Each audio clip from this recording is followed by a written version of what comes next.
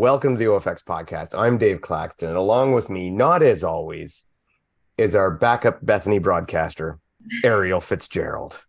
Who's also a Canadian. Who's also, absolutely. Bethany's doing parenting things.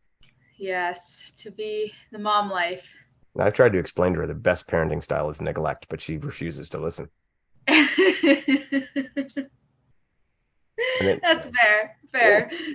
Some things are best left ignored. She's all with this, like, I got to be a good mom and I got to pay attention to the kids and make sure they are fed and things like that. So just let them figure it out on their own. Exactly. It's the Canadian parenting style versus some other people's parenting style. Yeah, I wouldn't be a very good millennial. Yeah. Helicopter parents. Definitely raised in that 80s Gen X thing, Just like, did you even eat today? I don't think they ever asked that. I know, that's what I was talking to like some family members, and they're like, I don't remember like ever packing a lunch really. Like, what did we eat? No. I know. I remember, my parents always on the weekends and stuff, be home when the streetlights came on. That was the deal, right? And I remember coming home and going, well, where the hell are they? Why did I have to be home? Yeah, nobody else is even here. Yeah, exactly. But I guess that was 80s parenting and safety first, right? Yep. Ignorance is bliss, they say. Okay. We didn't want to talk about the 80s the whole time because that's another show. Yes.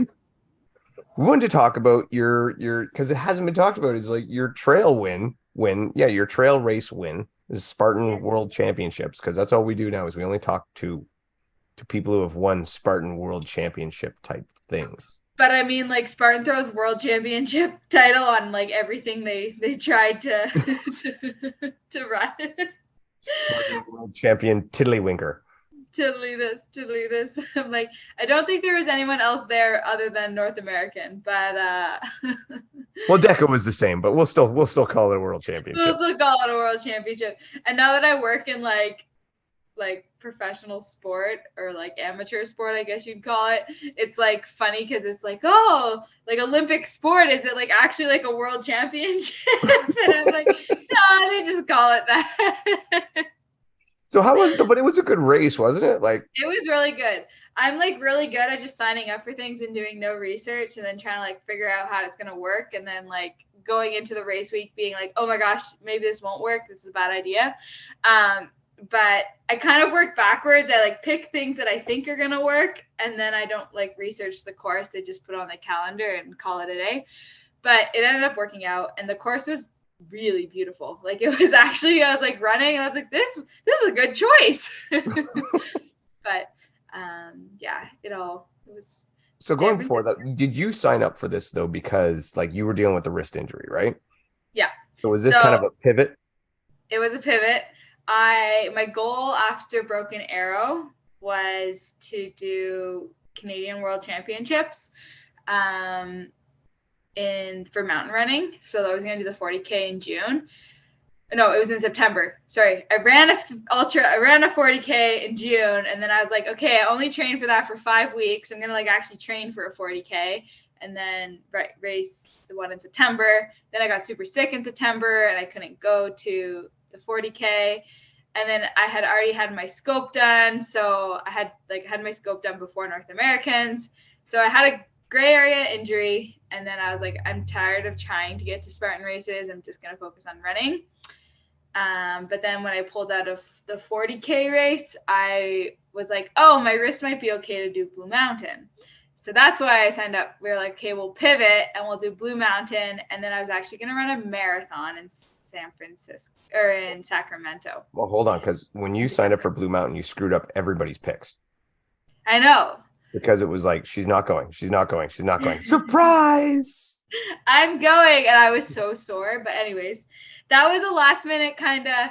So the plan was to race Blue Mountain as like a race and then race the marathon in December. But then I got I started a new job or a new role a little bit. So some work conflicts and I was like, can't do that race anymore. Might as well do the Spartan trail race. And so then I was like, let's just stack on the training going into Blue Mountain and use it as a training run. So that was kind of like the plan, because there was a bunch of travel and all of that. So yeah. Well, for that one, you like you said you probably weren't going to do it. So I took that as 75% sure you were going to do it. Yeah. It was a good course. It was a good It was a lot of and you had a tiring. great race. You had a good race. I had a good race. So it was, all things considering, it was good. So no, this wasn't like a planned all year thing. It was very much a last minute, let's go and try and actually like test fitness and like do a full taper and be properly trained for something. Cause I feel like my last 2 years, every time I've peaked, I've been sick, or I've had like something, work issues come up or something come up that I couldn't go. So it's always been this like trying to connect the dots, and I finally connected them, I would say. So you went. Who else would people be familiar with that we'd hear of that were in this race? Rose was there, Rose Wetzel, and then Carly, Nicole's roommate, are probably like the only people. And then there was like a few fast road runners there, who've kind of raced them before, but it wasn't like a super stacked field, I would say, in terms of like OCR crossover. But you kind of show up, because in past years, Spartan would recruit a bunch of really fast runners to these things and try and like make it, it was a stacked field. So that's kind of what I was expecting, was like a bunch of really fast girls to show up and then, go out and race. But there were 2 other really fast girls, so we all got to race, and there was lots of guys, so it still worked out. But mainly just Rose. And I don't know if Rose was always planning, or if she just like last minute decided to go to that as well, because she was in Greece before. Kind of funny. Rose wouldn't have been the one I would pick to show up at the Spartan Trail thing. Like, I mean, I know Right? Rose is a great runner, right? There's no doubt about it. She's an amazing athlete. But yeah, this Spartan Trail would not have been one that I would have been like, oh yeah, Rose is going to be there for sure. Like, especially where she was planning to go to the Abu Dhabi. yes. Like, it just seemed like it was very sporadic. And Amelia Boone was there, but she ran the 100K. Okay. I think that's how you pronounce her name. Yeah. I'm pretty sure you nailed that. So how did the race itself go? It went well. I mean, it went out hard. Rose and Carly took it out real hot. And you kind of like start up a big climb, and then you like go down into like the valley, and then up a second climb, and then you get to run across the Golden Gate Bridge, which is pretty cool. So it's kind of like single track trails with a little bit of climbing and some road racing. So I kind of started, I was like chase pack 4th position. Everyone was out real hot. And then I had I knew Rose and Carly was coming back from fitness. She's like a really strong cross country runner. But she's been dealing with stress fractures. Anyone who follows Nicole probably has seen Carly. So I just kind of planned to make my moves in the second half, and that's sort of what I did. Was I guess Rose and Carly kind of started to fade, or I started to catch up, one of the two, on the second half, and was able to close the gap. And except going across the bridge, classic Spartan race markings, we got lost. So like me and this guy kind of like had to stop and like assess the situation for a second and figure out where we were supposed to go. We kind of like ran up and over this one spot, didn't see any flag, kind of ran down and around, and I'm like freaking out, because I'm like, I have lost so many races from going off course or being disqualified at Spartan venues that I was panicking a little bit. And then we ended up finding the course markings and like looping around and like going under the tunnel, which was a cool part of the course. But then I think like the other group, like Carly and then the second and third place girl, they kind of just went up and over and around. So next thing you know, we've like intersected, and we're all like, one of us is running this way and one of us is running this way.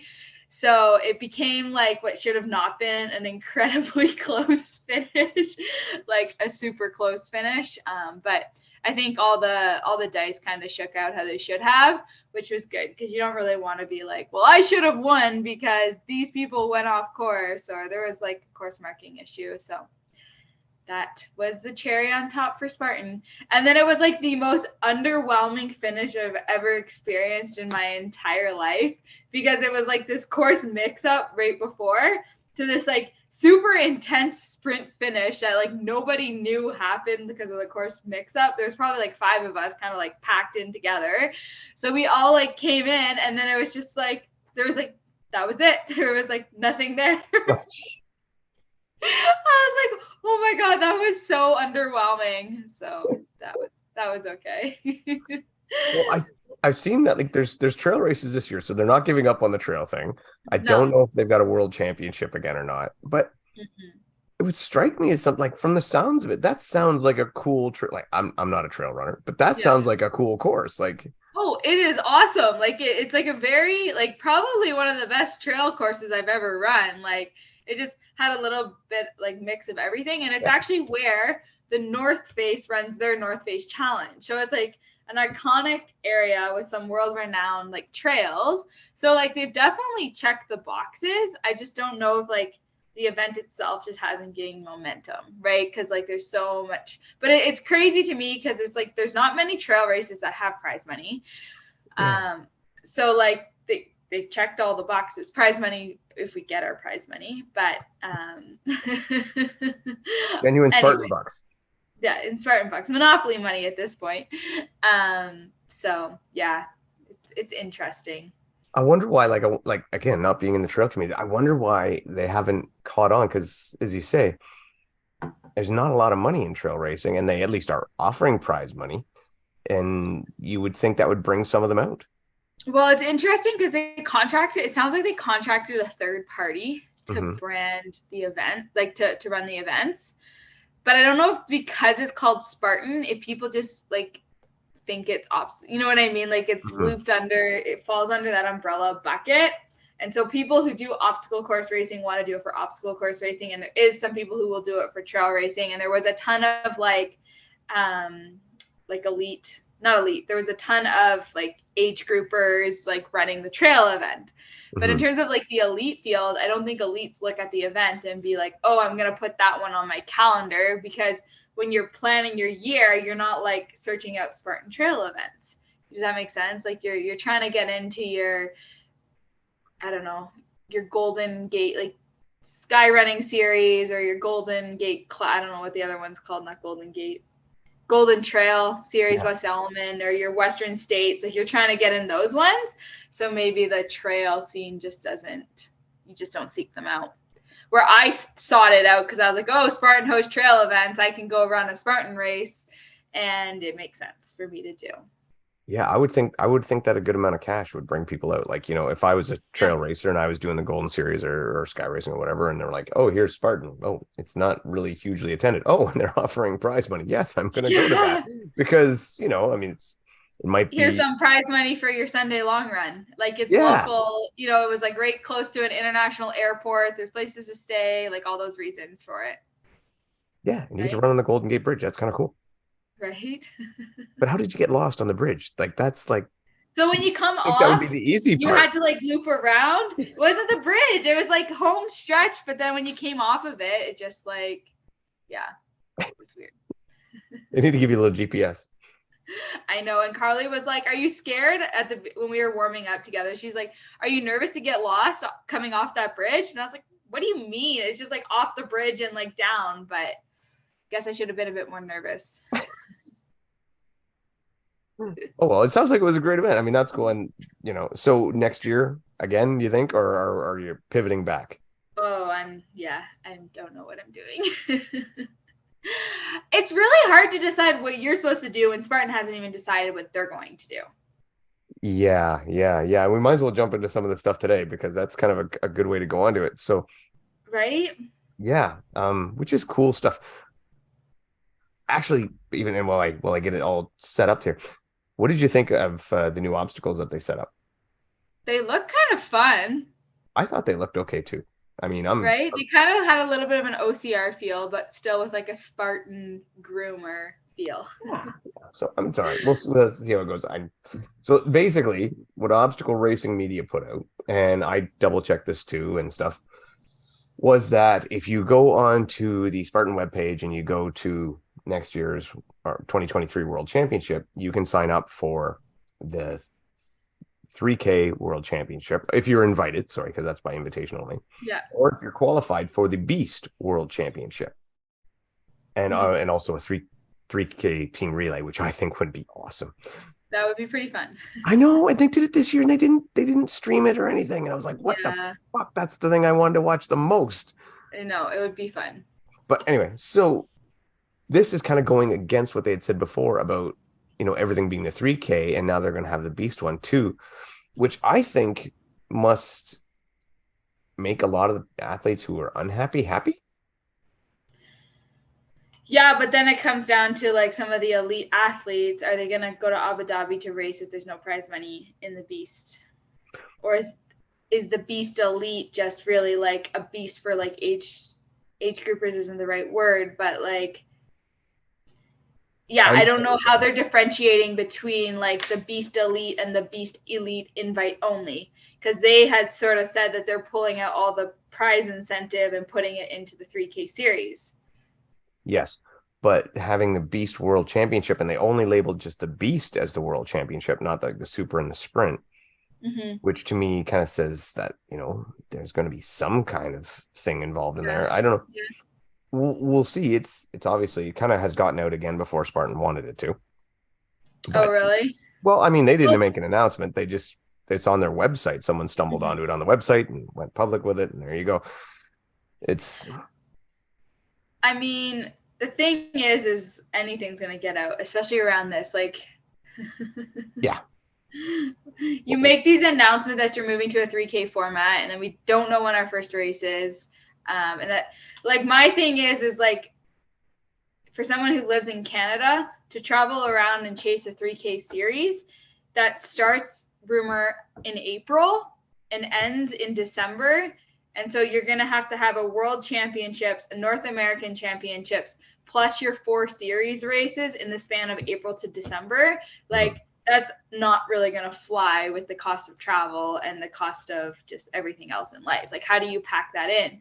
I get it. Like I was saying at the gym on Saturday, like I love the idea of a 3K format and the idea of like when you race cross country, you were like fit for a season and you were racing every weekend and you were kind of like getting fit as, you know what I mean? Like racing was for fitness, but like everything was in driving distance. But nothing for me will be in driving distance. Nothing, you know what I mean? Like, so for the states where it's inexpensive to travel and you can fly from state to state over the course of the weekend, it makes sense, right? So that's sort of my issue with it. Yeah, well, your particular conundrum is you say you're in a place where I guess like even what would be the closest race to you would be Red Deer. Red Deer would probably be the only drivable one. Yeah. Yeah. I mean, Kelowna's drivable, but it's still far. How far? Like 8 hours. No sympathy for me. That's okay. That's fine. 8 hours is okay. It's long, but it's okay. Yeah. But I mean, Spartan hosting a race in Kelowna was good for Kelowna. I don't know if it was good for Spartan. They're going back. Like I was surprised. Yeah. So that's good. I don't know if they got like a good deal or something. Like we talked about it before, Bethany and I was surprised. I thought that they didn't get the numbers they would need to make it okay. But I mean, we never know the deals they have with these venues. Maybe Kelowna's paying them to go. Who knows? Because they posted that thing where apparently brought in $2.2 million for the town. So maybe the town's saying, "Hey, we'll give you $500,000 to come and host it here." I have no idea. No, I don't know. They I'm sure they got something though. Yeah, they must, because otherwise you would go somewhere else, like another Blue Mountain style thing where you can bring 7,000 people in. Yeah, right. I think Blue Mountain makes the most sense for venues, but it's great. It's fantastic. The travel is definitely a problem, especially where like if you're doing this as like a hobby, it definitely becomes like a huge factor. Not even from a financial standpoint, but from like a life and family and balancing work life, like all of those things. To chase a 3K becomes harder. But yeah, let's be honest, like there's only about 5 people doing this not as a hobby. Yeah. Right. Yeah. So the rest of us are shelling out for it. Even people like you who are making money on the races sometimes is really enough to cover your travel if you do a certain make a certain level. Otherwise it's a loss. Yeah. But Yeah, and it is what it is. But yeah, so I mean, let's just say if it was a series just like last year, like where you got to go down to Mexico, you got to go to Utah, you got to go all over the place. 3K beast doesn't matter the distance. It's just really expensive. It's really expensive. It doesn't matter the distance, right? Um, so that's sort of bit of a challenge. But I do think like I'm curious because they just announced that it's gonna be like a point, like you have to collect points and it's an invite only. And like Annie was just like, can this be any more complicated? Like we don't fully understand. Like it's an invite only. It's a point system. Like Yeah, is it so only gonna be like who are they going to invite? Is it going to be like Spartan Games where they only invite CrossFit athletes to it because they're trying to bring in external people to it? So then all the Spartan athletes who've been in the sport for 5 years get shafted again. Like, because quite frankly, like the ultra runners and the 21K, like, the people who excel at longer distances, they don't really suit the 3K persona. no. I mean, some of them will So, still do well at it. Like good athletes are yeah, good athletes. But yeah, so the point thing, honestly, and people are calling it this is like participation point awards, which it doesn't really say about you having to do well at anything, just show up. interesting. I think that it's like I think the thing is like when you go to Dubai, here's the thing. The 3K is going to be invite only because really realistically it's 45 people, Right. right? So Right. it'll be invite only because but the beast could be a big field, right? Could be whatever 100, 200 people in the elite wave if they really want it. So by the point series, I think this is just another way for Spartan to send out emails that say you're qualified, you're qualified, you're qualified to hopefully encourage people to travel and go. Yeah. That's kind of what I get out of it, or my first take from an initial thought. But I mean, I've got emails before from Spartan saying you're qualified to run this, and I'm like, I didn't do a Spartan this year. Yeah.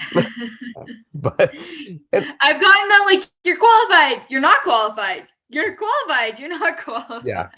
So I mean, I get it. And from a business perspective, hey, they got to do what they can to try to drum up as many people there and make as much money as they can for it. And if that's the way they think they can do it, so be it.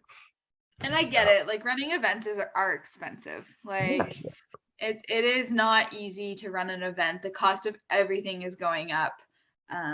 Like I don't, like could they stop handing out finisher medals and so many finisher t-shirts and things like that to cut costs? Probably. But would they? A lot of people No. do those races for those things. So Like people would rebel. There's enough people out there that do it just for this medal is slightly different than the one I got last year.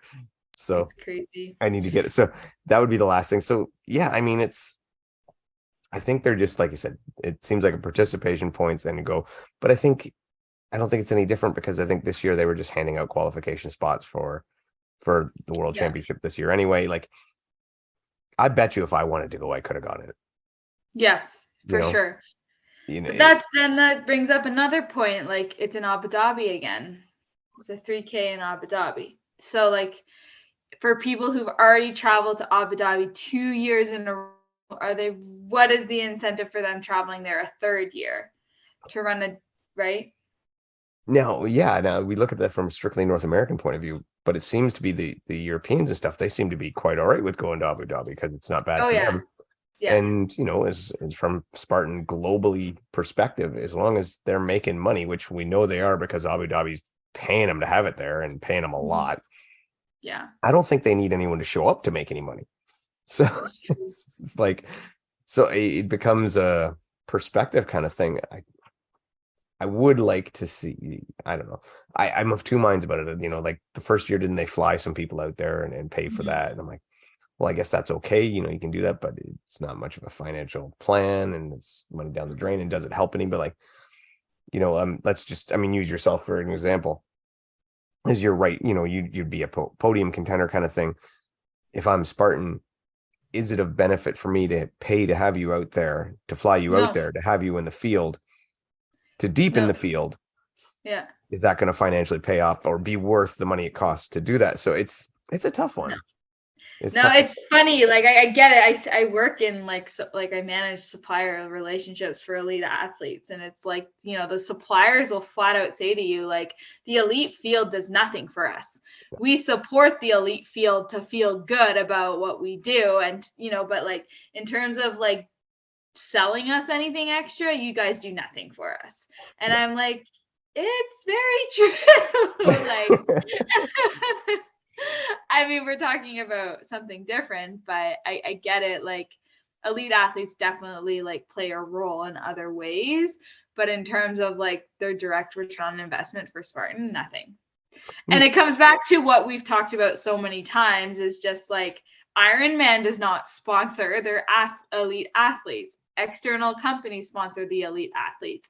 Yeah. And I think that's probably the model that Spartan should and maybe trying to move away from by saying that there's no pro team next year. I guess You just dropped that. Yeah. So you might as well go ahead. Well, I mean, there's no pro team next year. So, like, they came out with the tiered system, and now that's not going to be a thing next year. I 100%, and I even said this when they announced the 3K. We're on a dream team call, and I was like, well, then there's no reason for them having a pro team, because who I would pick on my team for a 3K versus who I'd pick on my team for the original series are not the same athletes anyways. So, like, yes, I've loved the team, you know, the opportunity to have been part of this team, even this year and in past years. I do think it doesn't make sense for Spartan to have a team. Like, it really doesn't. But yeah. So now it's just as financially beneficial to be part of Team OFX as it is to be part of Spartan's Pro Team. 100%. Yeah, team mom and dad. I don't know if you've ever seen that Olympic story, but I think I did. I can't remember who it was. They get like podium, but they get patches that they can sell to their sponsors, and it said like Team Mom, sponsored by Team Mom and Dad, which I thought was great. Yeah, well, that's so it is. So yeah, if how do you think all this ties together? Because this is like there's a lot of different stuff, moving parts going on here. What I think, if I was to like work in their world, I think what's happening is like they're gonna stay afloat, but they're really struggling to stay afloat. Like cash flow is a huge issue.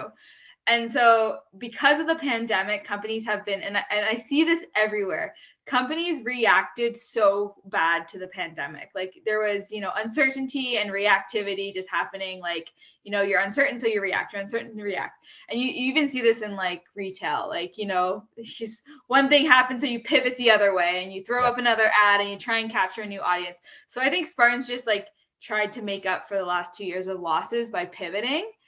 And then they came out with this new pivot last year, but then there's probably a new funder coming on this year that wants a different format. And I think this format has been in the works for a long time, but I think maybe originally they saw it differently, or the ability to have like both the 21K World Championships and a 3K, but financially they don't have the like issue. Yeah. And I think probably last year they should have just said like, we're not supporting anybody, but I maybe they felt like they would just lose like a good chunk of the sport that they weren't wanting to lose. Like they wanted one more year of that. Maybe they secretly wanted these athletes to stay on for one more year. And then where it was like, because we're changing the format for next year, we're changing the format, and here we are. I don't know. I think they love it. I think everyone's overworked, and like, you know, you have top leadership trying to like do the best they can. Meanwhile, you have your bottom people just trying to survive while they're being pulled in a million different directions. Like what Spartan does is not like hosting a running race. Yeah. So I get the challenges there in the face of a, you know, global pandemic, but then again, when I go to Blue Mountain, I don't know about you, but at Blue Mountain, I was like, wow, like this is great. There's so many people here. So you see these sparks of brilliance like happening. You see these sparks of community building. And so like you see like the growth of the sport happening. But then on the other side, you see the sourness and bitterness of people who've been in the sport forever because the sport is changing, but people don't like change. So I like, you know, I see two sides to the coin. I think some of us get Really? guilt. Yeah. I think some of us become guilty of thinking the sport is us. Yeah. You know, that Spartan is about us, and reality, it kind of is about me, because Yeah. I'm that age group guy that Mhm. has the disposable income, that travels, that shells out the money. They make money off of me, and Yeah. people like me, right? Mhm. Yeah, you're their customer persona they map out every year when they start talking about marketing How do we plans. get Dave's money? Yeah. Right? You know, and you know, same, and then the open wave, right? How do we get those people in the office to get their group of 30 people going together and getting out and running the mud and stuff? Which That's I the think is brilliant. Yeah, and that's the target market. That's who they have to keep appeasing.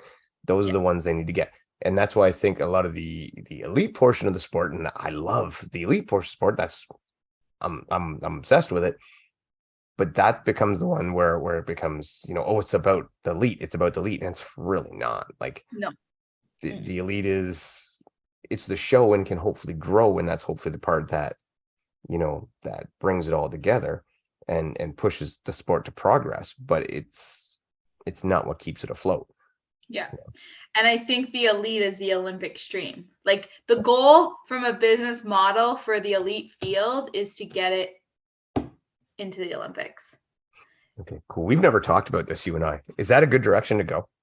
I don't know, Come maybe. on, you're an amateur sport now. You're like kind of a big deal. Yeah, maybe. Yeah, we could talk about it.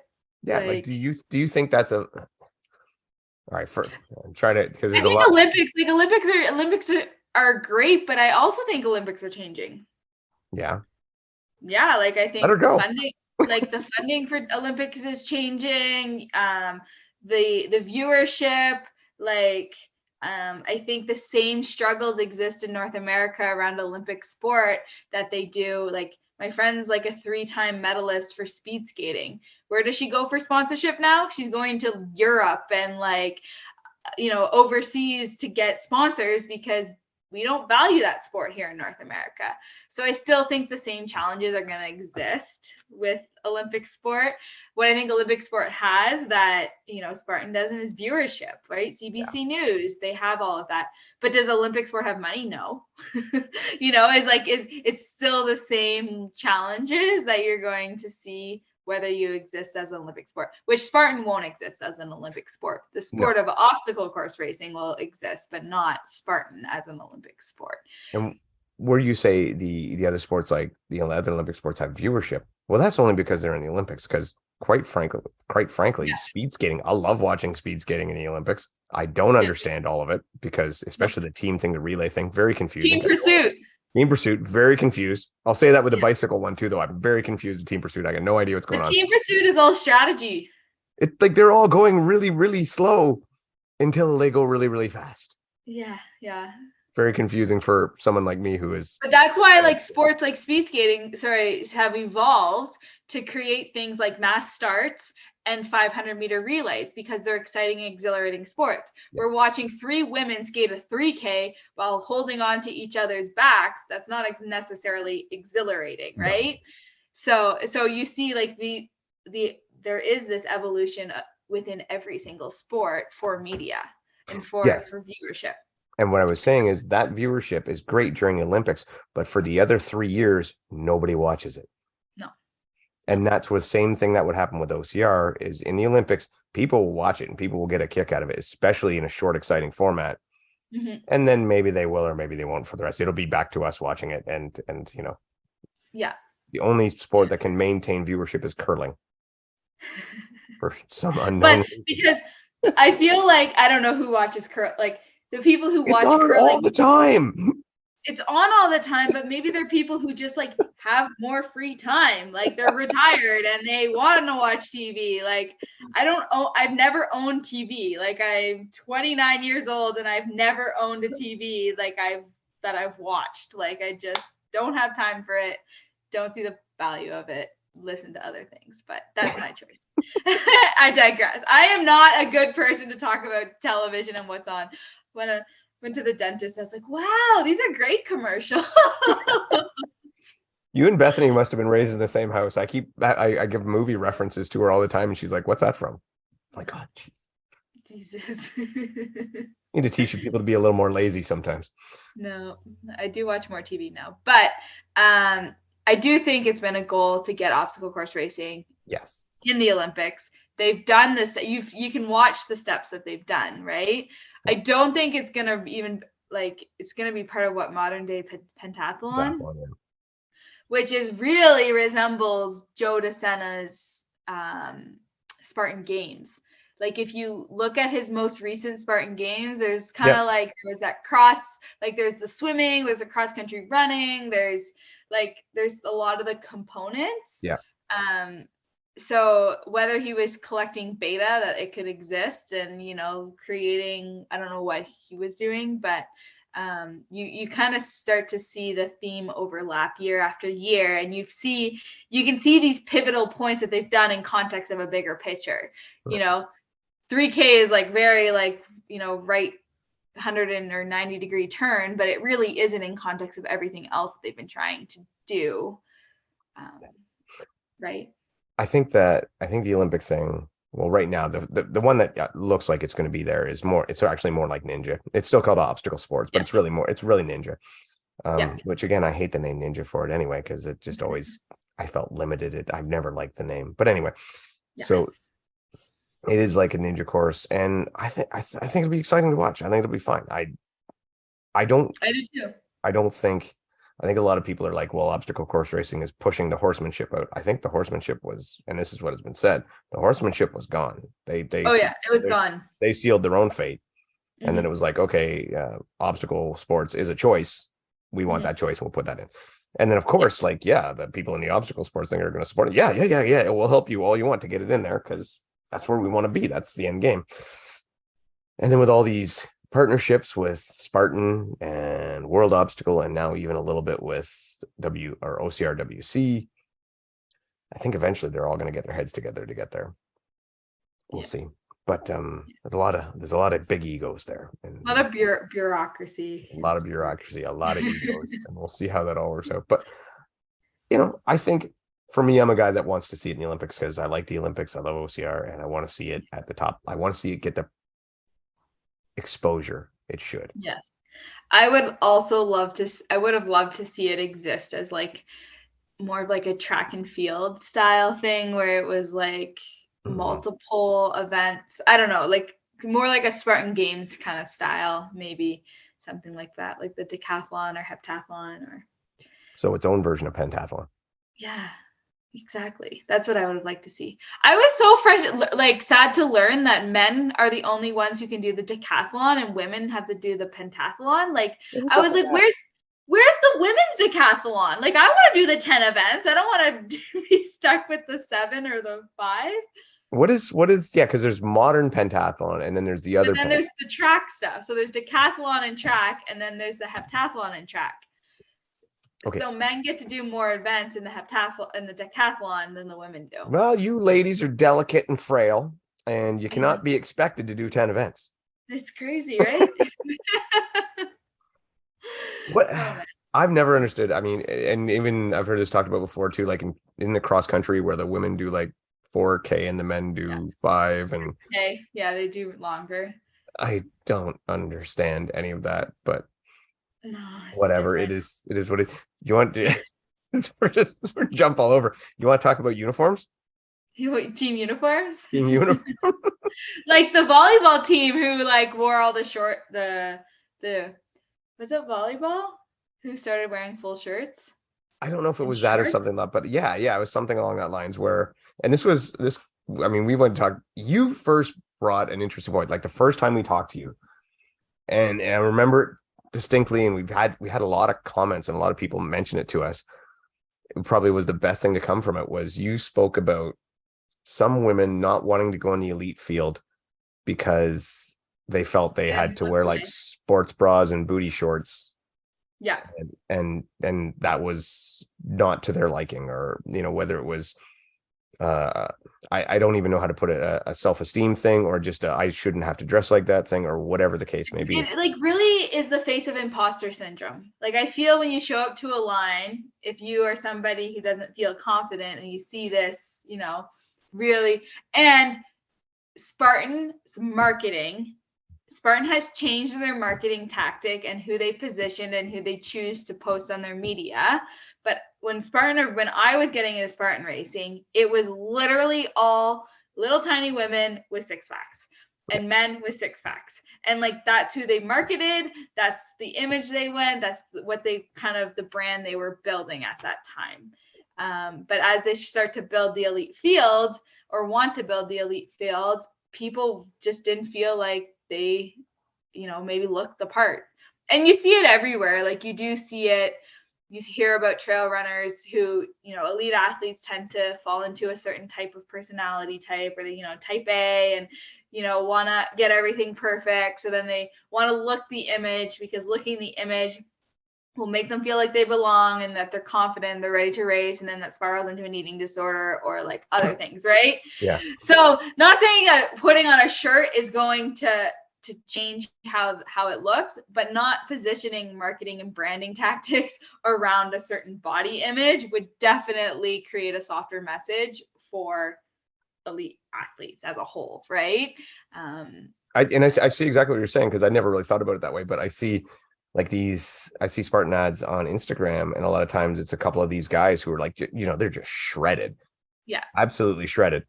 And I'm like, I've never seen this man at a race in my life. I know like every top end elite going, I have no idea who this guy is. And I actually have the feeling I would smoke him in the race. So, but it's like, but yeah, it's that look, right?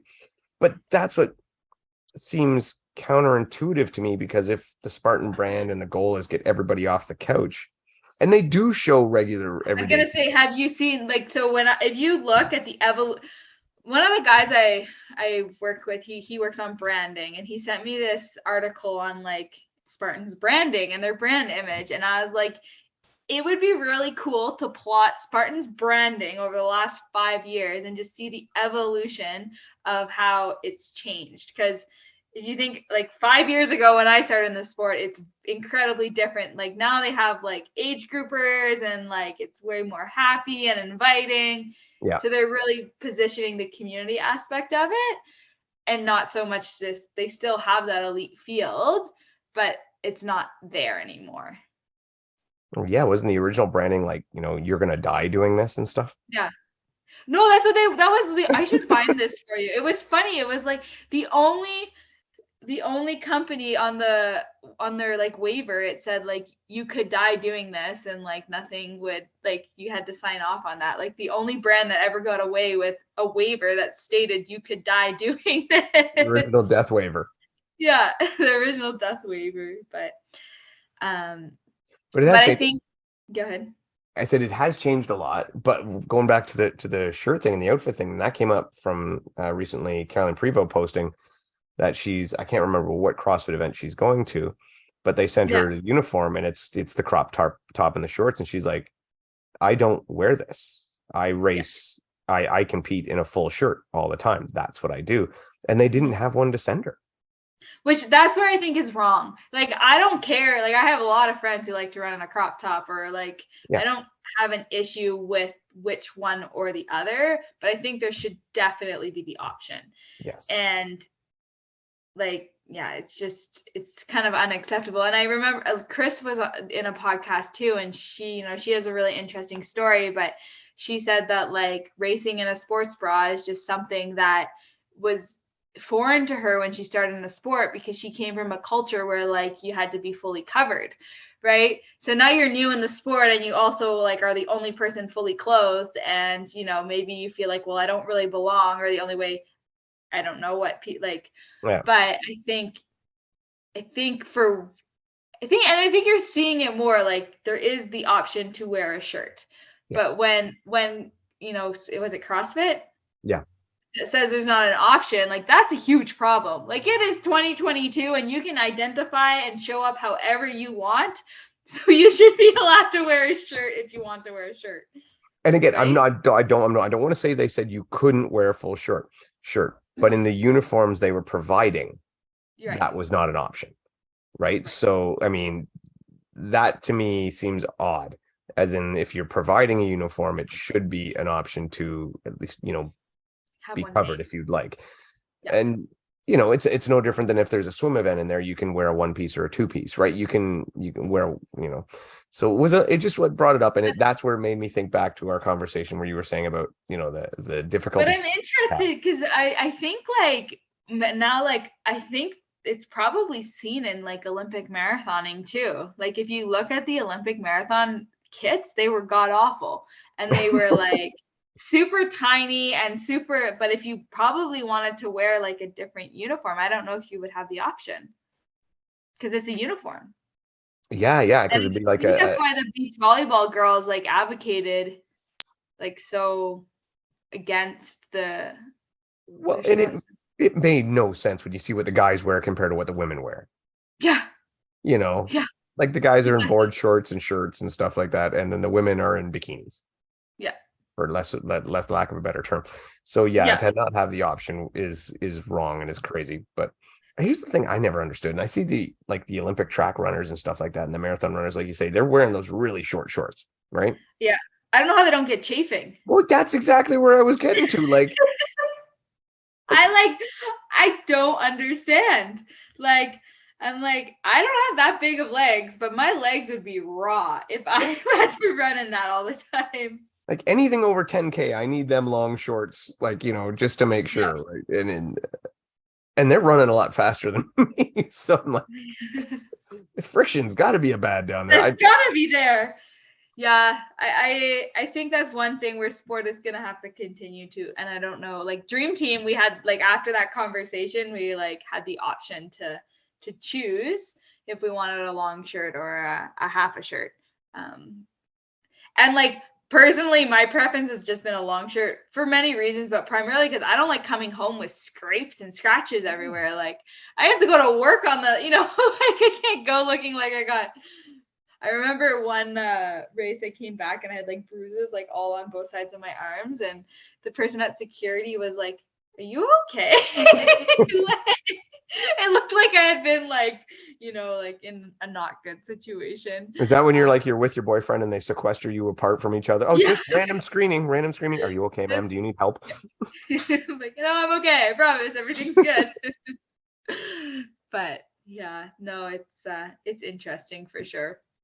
It is. And Um, I look in Europe and I see the guys. It's weird because I see guys in Europe and they're almost always wearing shirts.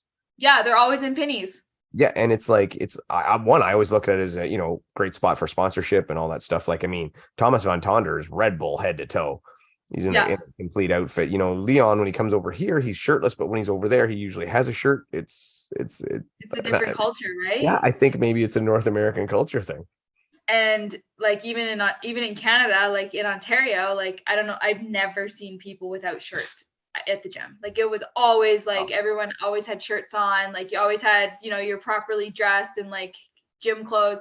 Here you like everyone's like half naked. Like I was like I don't understand. And you can even explain to me because you know better than I, but I've yet to discover, and I've tried it because I'm actually, I know a lot of people get surprises. I'm a very self-conscious guy, and I don't like doing the no shirt thing. Even when I go to the beach, I'm like, shirt comes off, go in the water, come back out, shirt comes back on. Yeah. But I also don't like having fears in my head. So I've run a few races shirtless just to have it out of my head. I see zero benefit. No. I have yet to figure out the benefit because if it's really hot, right? Yeah. My shirt gets sweaty and the wind hits it and that keeps me cool. Yeah. And if it's really cold, or if your hands are muddy, you can like rub your yeah, rub yeah. it on. Yeah, or if it's really cold, the same thing, it provides a little insulation. So I'm like, I've yet to see the benefit, and plus protection from barbed wire, from all the other rolling in the ground, whatever the obstacles rubbing you wrong. I've yet to figure out the point of it.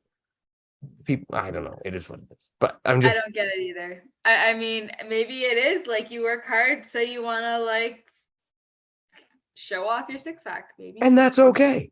That's okay too, right? I'm okay with that. Just own it. I just own it, right? Like I don't. If that's it, that's it. Like I told, like yeah. I said before, if I looked like Austin Azar, I would not own a shirt. Yeah. Not only would I not race in one, I would not own one. And I don't think you're the only guy who would say that. I think every guy would say, if I was that man, I would probably not wear or own a shirt. Burn them all, show up everywhere I go shirtless, and just nobody will complain. Everyone will accept it. Exactly. Oh my gosh. But no, it's true. So yeah, it's interesting. I don't know what the and we're seeing too like women wanting men's uniforms, Which I think is right? reasonable. Yeah. You know, I I mean, mean I mean kids are asking to pee in litter boxes, which is a whole other conversation, but like anything goes what? these days. So yeah. I have never heard that. You've never heard that? No. Yeah, like one of the girls I like know, her niece, um, there's a litter box in her classroom for people who think they're animals. And we're just talking about wearing a shirt. Yeah. I don't And even like know. and now that's gonna like there's gonna become like even more conversations around like diversity, equity, and inclusion and like transgenders in sport and like the policies and procedures around that and like under 16 can identify as whatever they want, but once you reach 16 you have to go back to your like there's just way more worms that are going to open up soon. And I'm curious where does obstacle course racing go with that? I'm just I'm back to the litter box because you It's a real thing. there's a lot of stuff right there, but so does the Yeah. child have to identify as a cat to pee in a litter box? Is that the deal? Well, you have to be supportive of how they want to identify as an animal. If the kid wants to be a dog, do you have to take him outside on a leash and let him crap in the schoolyard? And Maybe. if so, who scoops it? Who picks it up in the doggy baggie? I don't know. Yeah, like I'm sure if I was a kindergarten And teacher and honestly, you it told me I was got to like, clean out a litter box, I'd be pissed off. well, she told me because she was calling like insurance companies about like insuring or how do we insure or how do we create waivers that have like identify as other and like at what age does like say FIS rules allow you to identify as other. But in Europe like they're like anyways this is more of a North American issue right now than a European issue.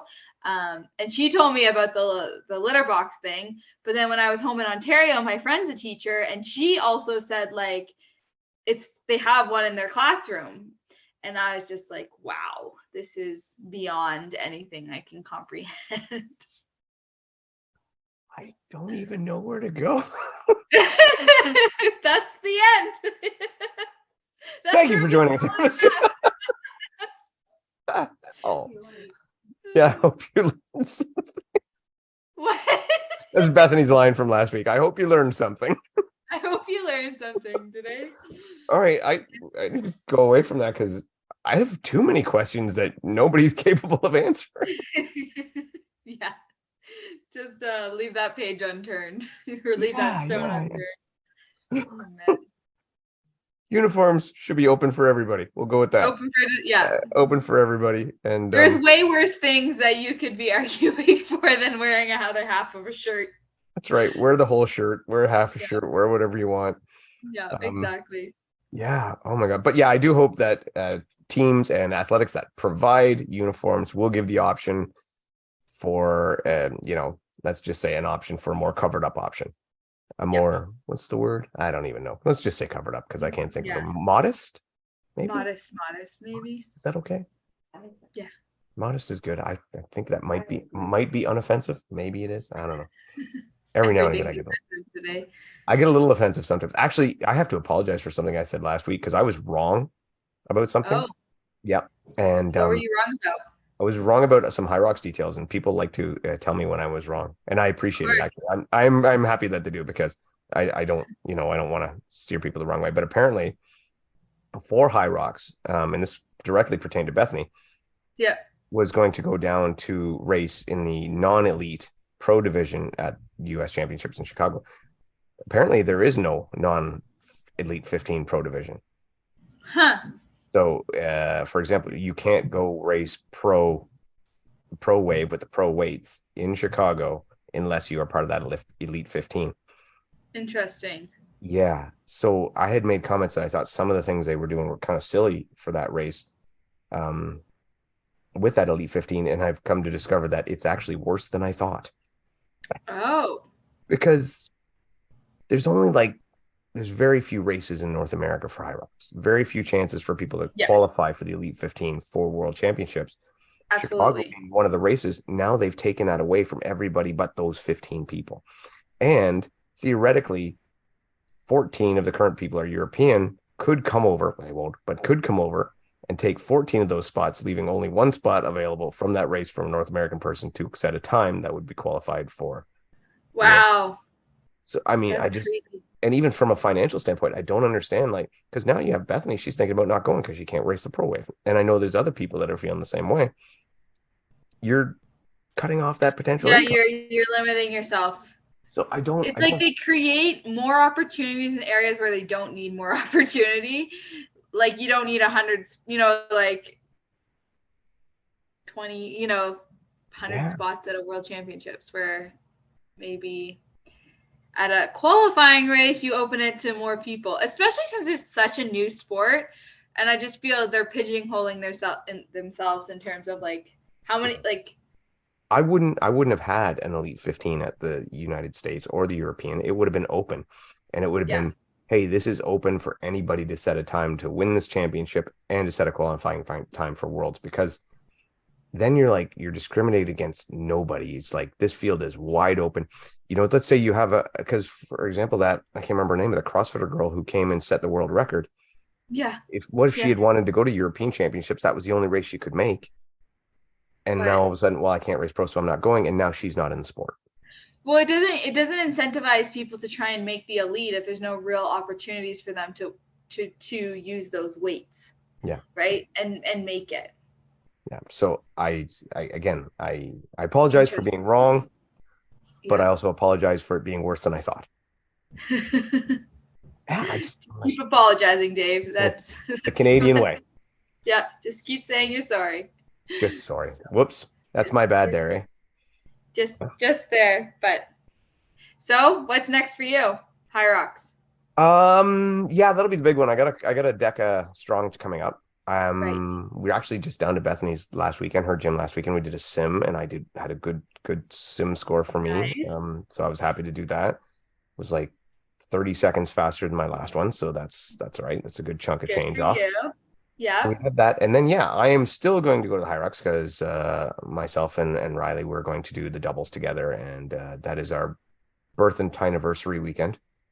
Oh, nice. Riley's birthday, Valentine's Day, and anniversary all rolled into Wow. one. Yeah. Nice. So we're gonna go to Big snowy Chicago. jam-packed weekend. Yeah, it's a jam-packed weekend. Yeah. But what's your opinion on the new 3K format?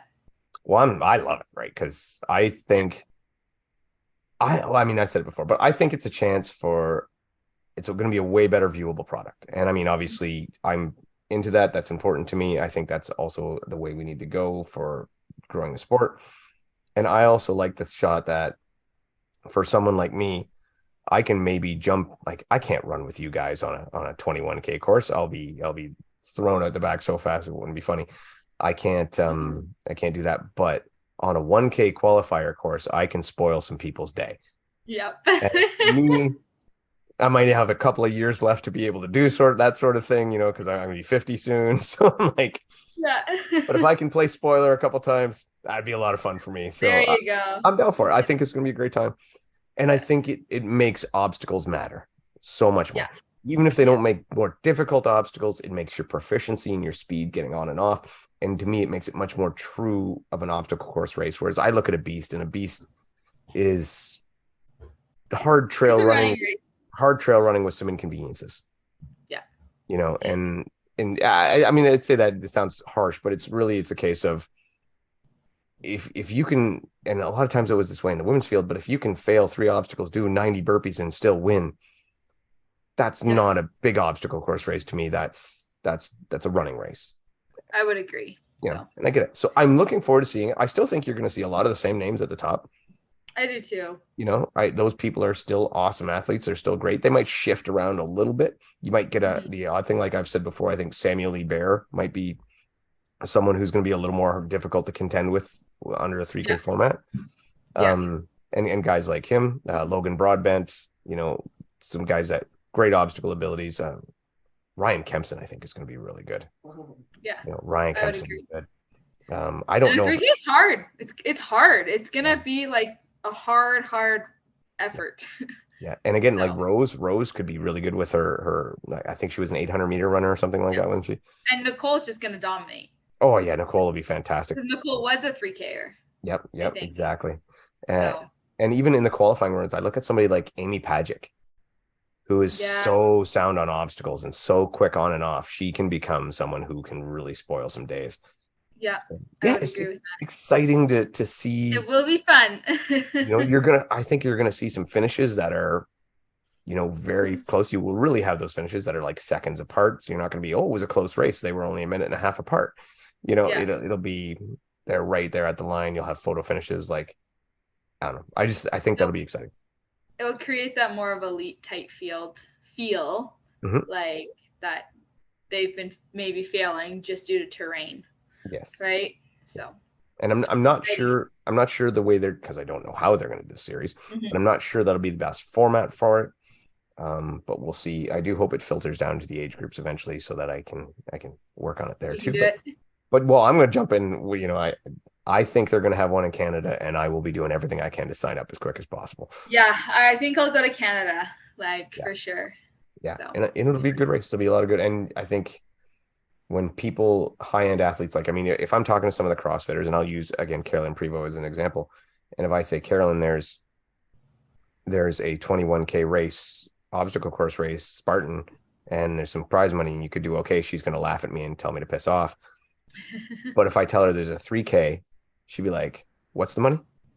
yeah, you know, yeah, and yeah, and they'll think about it, right? You'll find some higher end athletes who maybe don't have that kind of running background, but no, well, I can fake it for 3K, yeah. especially if there's some Especially heavy carries. because, and if you think about how it's going to be broken down, like it's still a 3K, but if you're strong and proficient on those obstacles, you're now running like 10 400s with a minute or with 15 to 20-second breaks in between. Yeah, exactly. So now you're just doing a track workout, Yep. a really hard track workout. And like I But said, it's the 1Ks leading up to it too. You might see some good names. You might see them get bumped off by people you do not know. yeah, And going in and it makes it, I think, I know a lot of people are like, well, why would you have a 1K qualifier for a 3K race? Maybe it seems a little bit odd, but at the same time, people like yourself, Bethany, whatever, you guys are going to have to become the kind of athlete who can do the 1K and 3K and go from there. And because there'll be people like me who are jackasses who just want to put a wrench in the system and see if they can play spoiler. And some of them will be able to and do it. yep. And I mean, I just did some testing in the gym on the weekend, and I'm like, whoo, I got some work to do. I have no power engine. Yeah, yeah. So I think it's gonna be Yeah, exciting. I think it's gonna be fun. I look forward to it. I know a lot of people are down there, but I'm also excited that this thing they announced or didn't announce, that got leaked out, that there could yeah, still be a beast championship. I'm happy about that too, because I yeah. want to I see agree. both ends of the spectrum covered. I enjoyed it all. I enjoyed watching the World Championships this year, Mhm. and I think that it would be great if Spartan has the wherewithal and the means to put in some prize money for both and make them both entertaining options for people, and do it for the 3K relay because I think that's even more exciting. I agree. That's awesome. All right. Totally awesome. I think we're good for today, Ariel, and thank you very Yeah, much for jumping in my for pleasure. Bethany and I always love to chit and chat. filling us in and letting us know about the litter box thing. I don't think any of us will ever be the same. Litter boxes, banana wrappers. Yeah, we do. You're. Biodegradable But banana wrappers. Excellent. yes, and All right. my I will chat to you guys soon. All right. Happy holidays. That's right. Happy holidays. Thanks everyone for tuning in. We'll Bethany will be back next week or next show. I don't know. I think we got a lot of weird stuff going on over the holidays. So we'll talk to you all soon. Thank you.